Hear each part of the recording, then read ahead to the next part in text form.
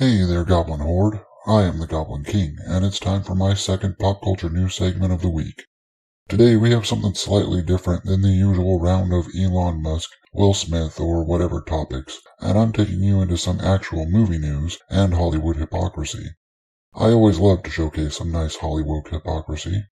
So, for that, the story I'm covering today involves Fantastic Beasts 3, The Secrets of Dumbledore, and China. I bet you already know what I'm going to say, huh? I imagine that those of you who watch me probably also watch some of those other people that I watch. Maybe you watch Critical Drinker, or Heel vs. Babyface, or Nerdrotic, or a Geeks and Gamers channel. Hell, maybe you even watch Just Some Guy. Despite his recent descent into madness over a certain law passed in Florida, Just Some Guy does tend to have some decent opinions about pop culture and all the pandering to the woke cult and all. That's why I'm assuming you all know exactly what I'm going to say about the recent Potterverse movie and China. However, for those of you not in the know, or who are new to all this type of crap, I'll try to condense things down into a nice bite-sized info dump for you.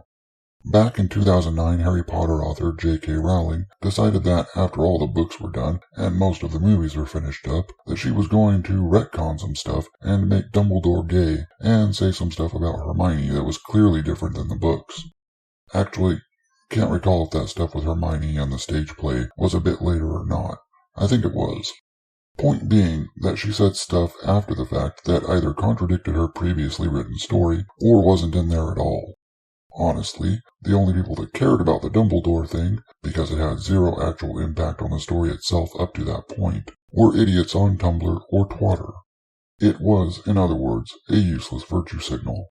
Something that made Miss Rowling a darling of the far-left cult up until fairly recently.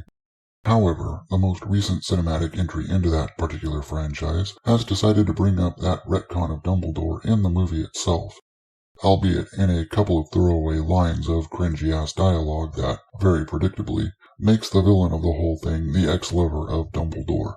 Like I said, cringy as fuck. Also, so fucking predictable, it almost reads like fanfiction from a person who only knows how to write from tropes. For real, the whole big bad is my sibling, parent, former lover is such a fucking tired-ass hack trope that it should honestly be burned out of the genre of writing for at least the next 20 years. So, back onto the main topic now that everyone's all caught up, I hope. The movie has very recently released in China, and the great and powerful, facetious, CCP has certain policies when it comes to depictions of same-sex relationships within their media.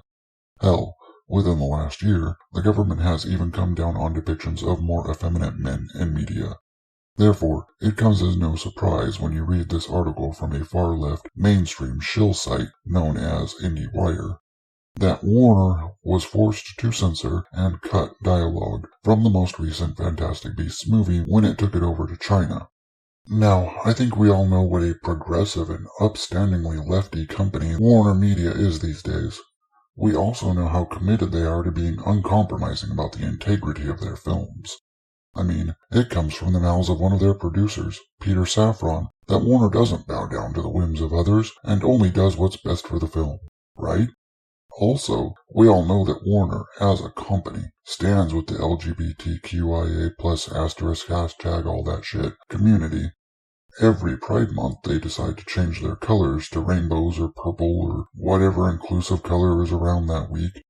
According to Deadline, Warner even signed some human rights campaign in response to the parental rights law recently passed in Florida and being floated in several more states as of this writing. So, if Warner stands so strongly with this community and stands behind the integrity of their projects to the point that they'll keep a domestic abuser on the payroll for their movies, why are they cutting bits out of their movies which showcase their commitment to diversity and inclusion? Why are they pandering to the CCP? One of the funniest things about this, other than the hypocrisy, is how badly this film has flopped in the Chinese market, despite Warner's kowtowing to the Chinese censors. Of course, you have woke-ass media fluffer sites like Variety here, doing their best to shill for their corporate overlords. I mean, just this headline itself is laughable. Now, in the interest of being fair, China has ostensibly reinstated their COOF restrictions with a supposed upsurge of the virus. Personally, it mostly sounds like there's an economic and food crisis coming down the pipes, and the authoritarian CCP is going to do whatever it can to avoid, well, revolution. Which is something that tends to happen when a population gets hungry enough. Just look at France in the 18th century, or Russia in the early 20th, or, hell, China in the early 20th, or Peru right fucking now. Yeah, that level. However, I digress. This headline from Variety is utterly fucking laughable. For real, this film only made about 10 million in China, and they're still trying to call it a win because of the pandemic. I can just see this still being used as an excuse by the corpo media in 20 years, if we're all still here by that point. The 30th installment of the Fast and Furious franchise starring an 80-year-old Vin Diesel will have flopped, not because of bad writing, shitty acting, or being stale as fuck. Nah. In 20 years, it'll still fail because of COVID. Fucking pathetic ass losers. Anyway, I think that's all I can really say about this one, Goblins. As always, these are my ill-conceived opinions. You're welcome to give me yours in the handy section down below there, but only if they're ill-conceived. While you're down there, I'm sure you'll find all those cutting room scraps from the movie's release in places like Saudi Arabia too. If you like my insane ramblings, you can join the Viridian Horde by crushing those like and subscribe buttons. Like a goblin. I'll see you all tomorrow for some more pop culture hypocrisy and an actual movie review this week. Thanks for watching and tolerating me this long, if you did. I'll see you then. Lates.